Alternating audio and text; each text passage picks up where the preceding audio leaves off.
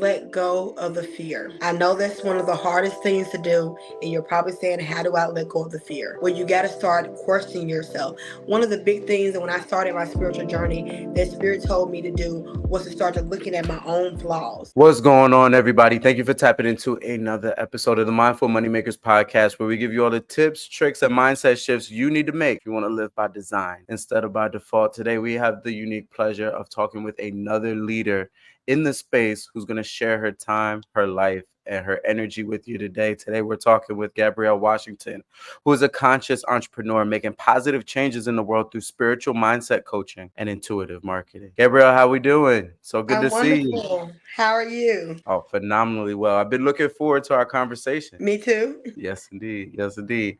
So I was able to kind of introduce you briefly, but I want to give you an opportunity to talk a little bit more about yourself. How did you get started? Where are we now? And where are we headed? Well, I started off as my spiritual awakening. I had my spiritual awakening back in 2015 after I saw the accident that caused my twin flames' death. And through that process, I didn't realize I was a medium or anything like that. Started tapping into my spiritual gifts, started doing a lot of deep healing because I used to be very sick. I used to be on like 20 something prescription meds a day, severely sick, almost 300 pounds, and was just really like in bad shape. So as my spiritual journey progressed, I started healing these internal wounds, which started healing my physical body.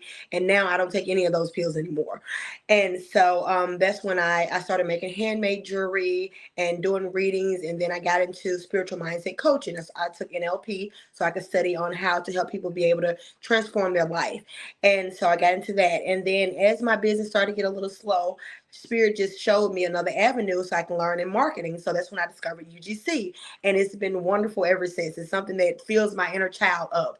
And so I do UGC, which is user generated content, which is pretty much the content that you see your everyday neighbor make with different products and stuff like that. So I make those videos for companies. I also run social media channels for other brands as well. And so now my business is growing into a marketing agency now, but we do it with a bit of intuitive marketing as well as regular UGC marketing because that's a part of me, my spiritual part. That's so fire. So it sounds like you were able to take a tragedy. I know there's a lot of energy around it, a lot of pain, a lot of strife. It's got to be a difficult situation, but you were able to grow a garden from it. How was that transition for you? For anybody that might be going through a hard time and needed a little encouragement to plant some seeds, what would you say? It was very difficult at first, but I will say I was blessed because when I started to realize, and like I've always been an open minded person, but when I started to realize and I was communicating with spirit and with the other side, that kind of helped me to be able to transition a little bit better.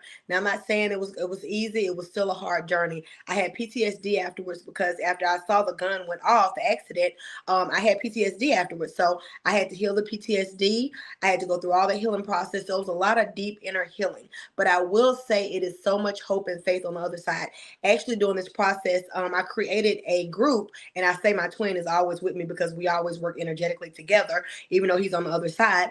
I created a twin flame group, and we have like I think over 1,200 members on Facebook, and it's to help people that are going through that transitioning of losing a twin, losing a spouse or something like that, and for them to be able to get on the other side, knowing that it's still life after love. That's so powerful and so helpful. What would you say that process is like? Getting putting the pieces back together and becoming not only just yourself again, but exceeding and then going out to give from your overflow. Where does somebody start with that, and how do they transform? I would say, mourn, go through the emotions. Don't try to hold the emotions. When you hold emotions inside of your body, you get sicker, you get worse. Go through those emotions, the anger, the fear, the rage, the sadness, the sorrow. Go through those emotions. Then start to looking at those, looking at the things, looking at, well, what's on the other side? Start to asking yourself, question yourself. If you need help, get help.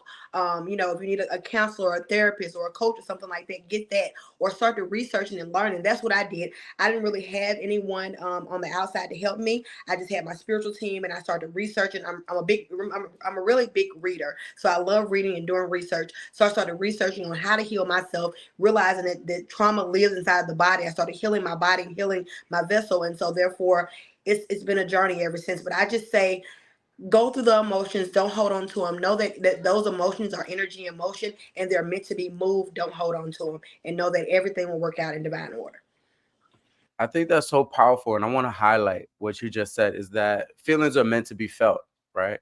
I think because they're uncomfortable, a lot of us kind of lean towards the resisting of the feelings, the suppression of our feelings. And we don't know why it makes, or we don't realize how it makes those feelings so much more powerful because they're going to fight to be expressed in one way or another.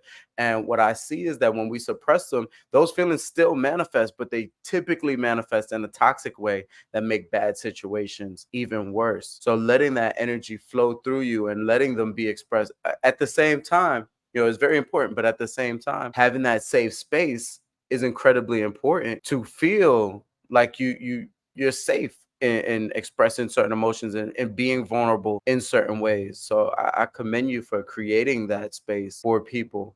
What would you say is the number one thing people need to realize when it comes to that resistance of their feelings and their truth as they're grieving? Know that those feelings are there. Don't deny them, because I was the type of person all my life, because of childhood trauma, I used to suppress and hold on to feelings. And I remember I say to myself, because I used to watch, I like a lot of vampire like movies and stuff like that. I say to myself, I remember when I was a kid and I turned off my humanity switch. That's what I call it. And it's pretty much when I stopped feeling emotions, and they just started eating away, and it was burning me alive in the inside, and that's how I became physically sick. Well, don't be afraid. The biggest thing that you can do is run away from these emotions. They're going to cause more harm in your body, more harm in your life, your financial life, all kind of things. And we don't realize how holding on to these emotions, has a play in every part of our life. And so if you can just sit there with yourself, love yourself. I say the first thing is self-love. You're going to have to love yourself. I don't take my clients through any kind of trauma work, shadow work, and stuff like that until we get to a level of self-love within themselves. So I say first start to loving yourself and holding space, and know that some days are going to be high, some days are going to be low, but that's a part of the journey. And this is how the journey is meant to be processed through. Yes, indeed. That's that's so dope, so beautiful. So you run a collection of programs, and you have a multiple levels of services from your group to your one-on-one coaching and so on and so forth. Could you tell us a little bit, give us a success story of somebody that you work with and what their transformation was like? Well, one of my clients, she's actually a psychologist now, and that's amazing, because I'm looking like I didn't even go to school to be a psychologist, and I took NLP, but she's a psychologist now, and we went through her livelihood, her trauma, and got her past that or whatever. Now she's just doing wonderful for herself, and I have other clients that are in social media. They're doing great for themselves, and I remember one of my first clients when she first got me. She actually told me that she fired her therapist and got with me because she's been trying to work through these traumas for so long, and it wasn't any process, and we were able to start looking at them and just going past them. And so she's doing excellent now too. That's fire.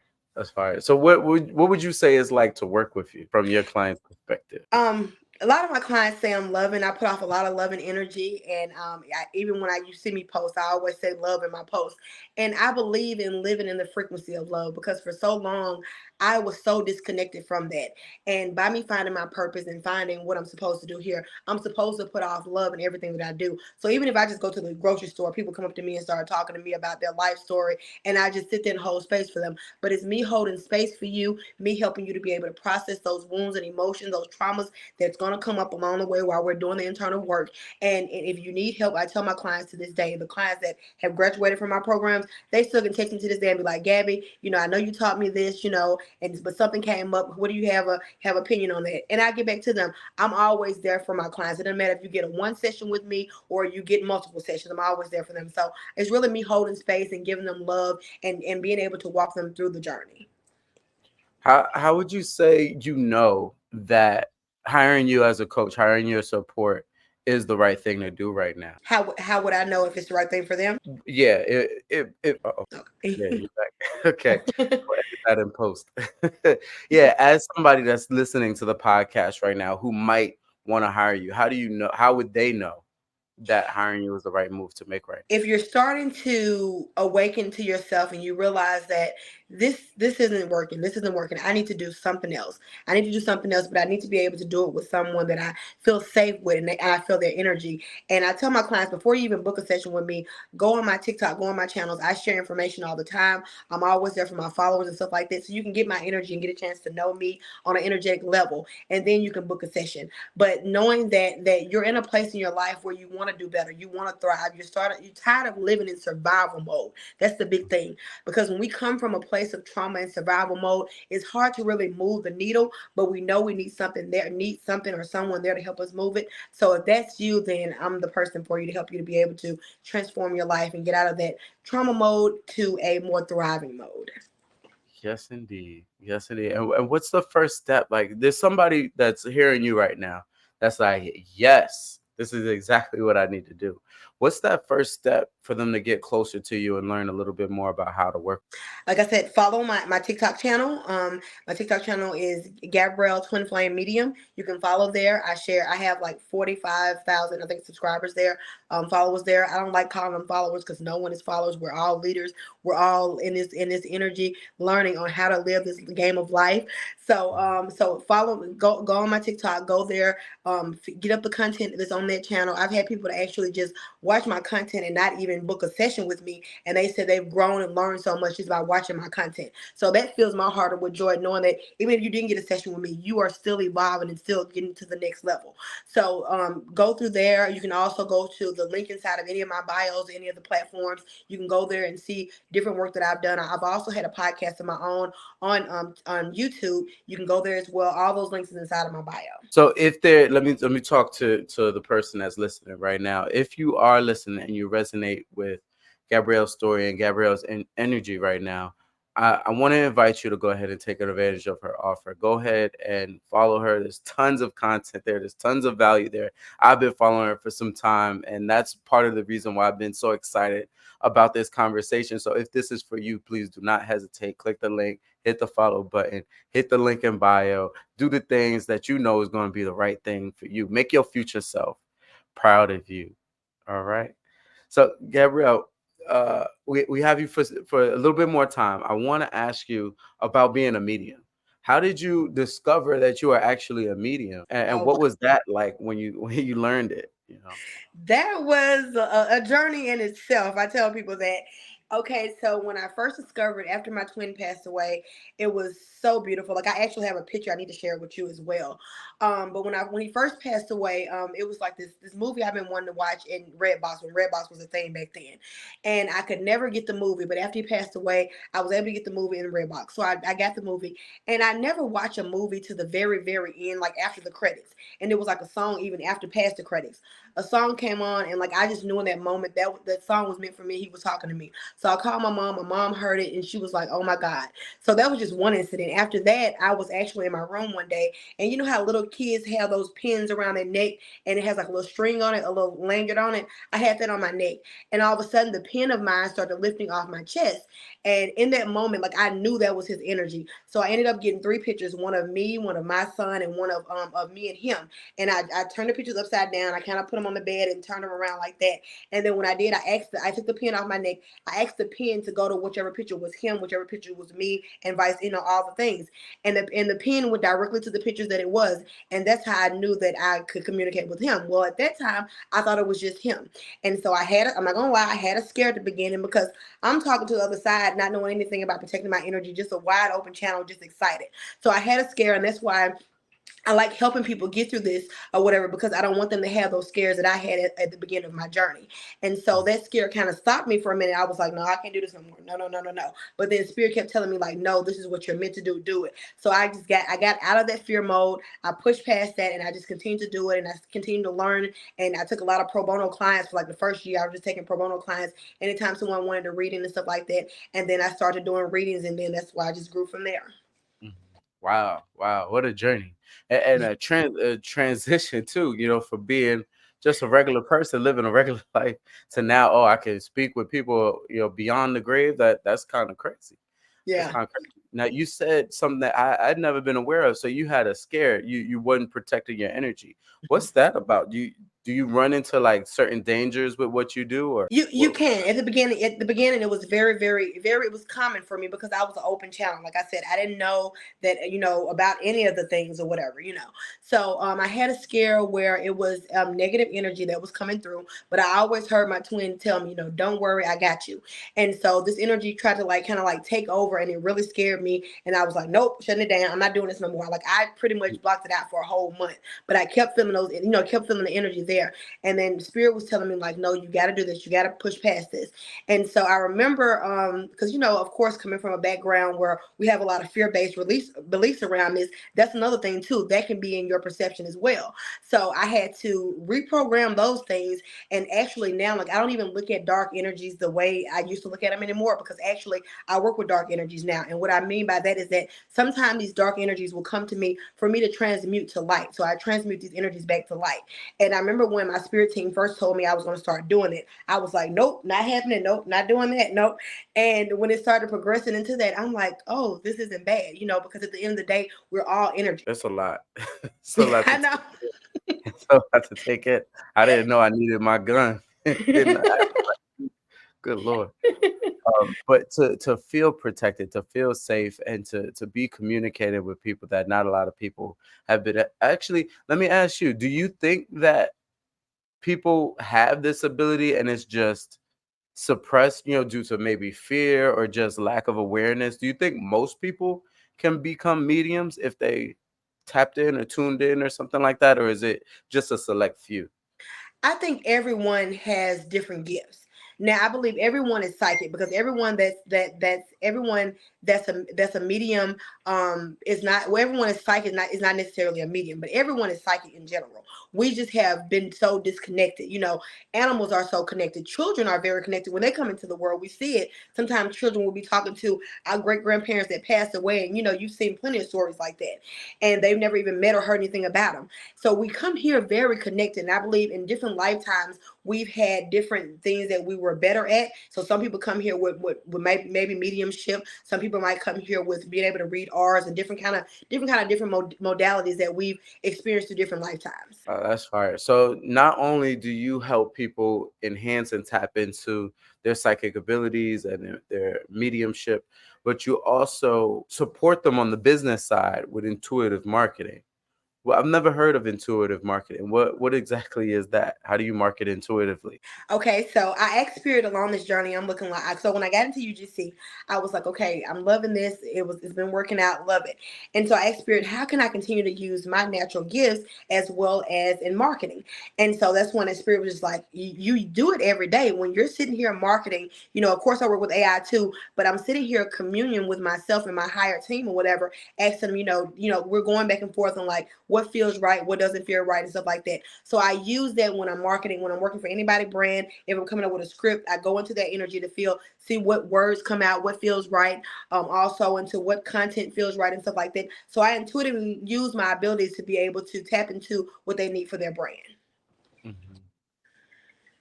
Yeah, that's nuts. So that's a whole new look at like a traditional, like marketing has been around forever, but you can do it intuitively and help people connect with their businesses on a deeper level. I love how the internet has allowed for like heart-led, impact-driven businesses to thrive, where we can show our true selves as a brand, right? And that's my mission with the podcast here, is to highlight the individuals behind the brand, behind the money. It's not just all about money. It's about making transformations and changing lives. And the reason why I have you on here is because I see you as a leader in that space. So I do want to take a second to show appreciation, some gratitude, celebrating you. Thank you for coming on and sharing your life force with us. My next question for you is, what would you say are some of the resistances that people might have to working with a medium or becoming a medium, or maybe even doing UGC content, if there's any overlap? Okay, so for working with a medium or becoming a medium, most people are afraid. They're afraid of the unknown. When they hear stuff like that, they think it's evil. No, no, cross it off, all those things. So it's really getting past that fear-based things. And so it takes internal work, but I've had people a lot of my clients are actually they come from, different religious backgrounds, and like I was born Christian myself. They come from different religious backgrounds and they're afraid, but when they started working with me and they see how it's energy, and I give them the scientific means. I talk to them not only on a spiritual level, but I give them a lot of scientific data to back this too, because quantum physics, epigenetics, all those different fields or whatever are awakening up to the spiritual part of it, which is this is a wonderful time to be alive right now, actually. So when I can give them those fact-based things as well as the spiritual aspects, it helps them to be able to cross those bridges together, and they can understand, like, well, dang, we're all energy. This is all energy. What am I afraid of? So then they will either, get a reading with me, or they will want to learn how to tap into their own abilities and stuff like that. And we go through different workshops and stuff like that, and I teach them how to be able to tap into their abilities. And when it comes to UGC, it's really no big overlap there. It's just an overlap for me because I bring my consciousness and my spirituality into everything that I do. But when it comes into UGC, I say just start to looking at videos, start to researching videos. When you see ads, instead of just being on social media just scrolling all the time, when you see ads and stuff like that, watch those ads. Those are people like me making those ads for brands, or organic content, making that content for brands. Watch those, see how the views are doing, how if you can see what their sales are and all those different things, because that's going to be able to help you to be able to jump into UGC. I studied UGC for about a month. After that, I jumped into it. In my first month, I made $300, and I just been going ever since. Now I work with up to 400 brands up to date. That's fire. You're on the roll. Thank You're on you. the roll. And I've done a couple of brand deals that kind of fell into my lap just as a content creator myself. So I was really excited to see an ad with your face on it. I remember sending it to you like, oh, you're doing your thing. So you really are. And you work with up to 400 brands, you said? Hmm. What what type of income can somebody expect as a UGC creator? It's a lot of work, but it's some good income. I mean, I say creators, if you put in the work, you can at the minimum 4 figures a month. I know some UGC creators that's doing 6 7 figures a month. That's my next goal. So it's a big field, and it's steady growing because people are tired of the old marketing ways. They're even not even doing influencers anymore. You don't even have to have a big following for UGC. You can go start your UGC account now. And even though I had a big follower, that helped me to be able to get into some more doors, but it doesn't mean that you can't do that.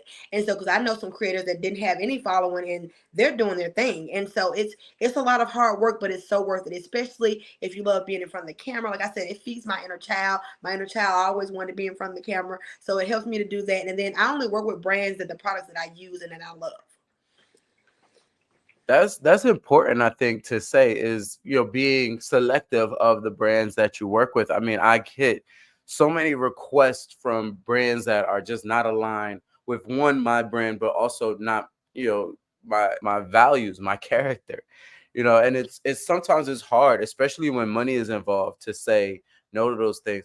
Also, while I'm thinking about it, kind of like a flow of consciousness, setting your prices is also a big thing. I remember the first time I got a brand deal, and they was like, how much do you want to charge for that? I was like, $300. And it was like, okay. And they just accepted it too quickly. I remember being like, damn, could have charged more, should have charged more. We should have negotiated. So how do you navigate charging appropriately so that, your services don't go undervalued? So for me, it depends on the energy of flow between me and the client. Every client is going to be different. I have a base rate, but I have some clients, especially clients that, because I like working with a lot of conscious brands, and I know conscious brands are up and coming. A lot of them don't have a lot of revenue behind them or whatever. So I kind of tend to work with those brands because I see a space for both of us where we both can grow together. And so it just depends on for the client. But for me, every time I raise my price on anything that I do, I have to do the internal work. Like, to raise your price on anything, you have to do the internal work, because you're going to face those limited beliefs, those things that saying that you're not enough, you're not worthy of that, and stuff like that. So it's a continued process every time you raise your rates.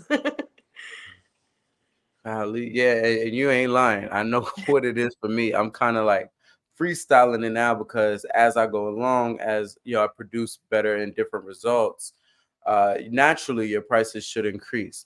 and I'm kind of winging it. It's just like, yo, just say it and stuff. So what what might be the process? What's the behind the scenes way to go from price X to price Y or Z for you?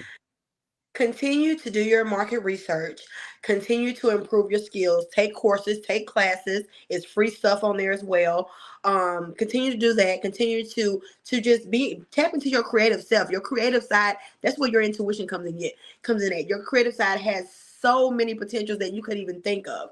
Get out of your own head, and when you feel, go into the feeling. Like if you raise your price, say from maybe $100 a video, and you raise it to $300 a video or whatever, go into the feeling of it. Start to saying, saying that price to brands. Now, all brands are not going to take your price, because some brands just it's going to be that way. But you have to be okay and say, okay, I know I'm worth this amount. I'm fine with that. I'm not gonna, unless you want to, take a little bit less because of the brand that you want to work with, and you see the connection there, and that you all can grow together. Of course, have that discernment, but just know your worth. The thing is knowing your worth, and I think that's the biggest things for entrepreneurs in general, is knowing our worth. Mhm. Right. It's extremely difficult to not just know your worth. I mean, it's extremely difficult to know it, but then there are also some people that know it and don't own it. Right? Can't own their worth, can't vocalize their worth, can't express how much they're worth, and it's such a heartbreaking place to be in. Is that something that you've ever experienced and had to navigate through yourself? Yes, constantly, constantly. every time I raise my prices, I'm like, okay, I know I'm worth this much. I see people that are not comparing myself to anyone else, but I see people that are doing less than what I'm doing and charging more than what I'm doing. So why am I sitting over here playing small? So then I have to go inside and do the internal work, and then it'll be some childhood trauma from how long ago, that'll be like, okay, that's why that little part of me is not accepting that. So let me go sit with that part and heal that part of myself. And as I continue to do that work, I just continue to raise my prices, and not being greedy or anything, but just knowing my value, know what I bring to the table for a brand, because I go above and beyond. Hmm. Yeah, that's dope. That's solid. So overcoming that imposter syndrome is crazy. I mean, it's an important part. Confidence is probably the number one thing that you want to have. And you've given us so much good information. And I know that anybody right now listening is empowered to go ahead and go create the thing, right? Create the thing, put it out there, help the people you were called to help, and live by design instead of by default. Matter of fact, my last question for you, Gabrielle, is about an action step. I want people to take action after this video. In addition to following you, hitting your link, right? What is one thing that anybody listening right now can do to live a little bit more by design instead of by default? Let go of the fear. I know that's one of the hardest things to do, and you're probably saying, how do I let go of the fear? Well, you got to start questioning yourself. One of the big things that when I started my spiritual journey, that Spirit told me to do, was to start to looking at my own flaws. A lot of us don't like looking at our own flaws, but we have to look at our own flaws and hold space for those flaws, and start to looking at them and healing those different things, and becoming one, and just saying that, you know what, some things I'm okay with myself about. And that right there is the major part, because I know so many people that can't look at their own flaws. They reflect, and they're not able to look at themselves and be like, no, that's not me. Well, if you can't do that, you can't get to your next level. You gotta look at yourself just like you look at anybody else in the mirror. Talking that talk. Talking that talk. Release the fear. You don't have to own it. Don't have to hold on to it. Just release it. This has been such a valuable conversation. I know that anybody listening right now is better for having heard your voice today. I want to thank you for joining us today, Gabrielle. Thank you. Yes, indeed. That's love. That's love. And to everybody listening, as always, love, love, be well, and don't forget to have the guts to follow your guts. Peace.